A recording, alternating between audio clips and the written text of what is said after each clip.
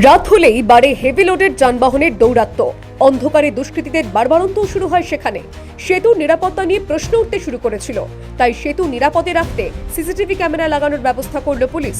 নবদ্বীপের গৌরাঙ্গ সেতুতে অবশেষে বসল সিসিটিভি ক্যামেরা। রাজ্যের অত্যন্ত গুরুত্বপূর্ণ সেতুগুলির মধ্যে একটি এই গৌরাঙ্গ সেতু।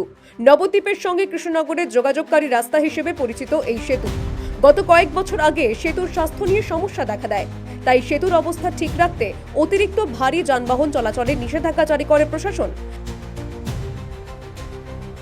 কিন্তু প্রশাসনের নিষেধাজ্ঞাকে কার্যত বুড়ো আঙুল দেখিয়ে গৌরাঙ্গ সেতুর উপর দিয়ে ভারী যানবাহন চলাচল করতেই থাকে, ফলে সেতুর অবস্থা আরো সংকটজনক হয়ে পড়ে। একই সঙ্গে সেতুর উপর অনৈতিক কাজকর্ম চলার প্রবণতাও বেড়ে গিয়েছিল। স্থানীয়দের প্রশ্নের মুখে পড়ে প্রশাসন। এরপরই গৌরাঙ্গ সেতুর নজরদারি বাড়াতে তৎপর হয় পুলিশ। তারা সিসিটিভি ক্যামেরা বসানোর পরিকল্পনা নেয়।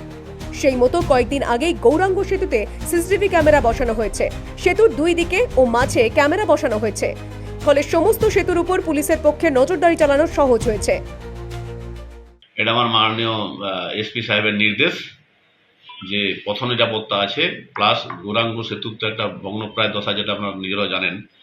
তাতে যে হেভি ওয়েট গাড়ি যাচ্ছে মাঝে মধ্যে, তো সেগুলো ডিটেক্ট করা, প্লাস ওখানটায় দুই পারে যে জনগণ সন্ধ্যাবেলায় দাঁড়িয়ে থাকে, সেখানে অনেক রকম দুষ্কর্ম হয়, সেটা ডিটেক্ট করা, প্লাস অ্যাক্সিডেন্ট থেকে রক্ষা করা, কোনো কিছু হতে গেলে যাতে আমরা ডিটেক্ট করতে পারি, এগুলা দরকার আছে। এবং যার জন্যই বড় সাহেব এটা আমাদেরকে নির্দেশ দিয়েছেন, এবং বড় সাহেবের নির্দেশ মতো এই কাজটা হচ্ছে। কটি ক্যামেরা বসছে? আপাতত 3টা বসাচ্ছি, মাঝে একটা থাকবে, দু সাইডে দুটো থাকবে। নদিয়া থেকে কাজল বসাকের রিপোর্ট, দ্য ওয়াল।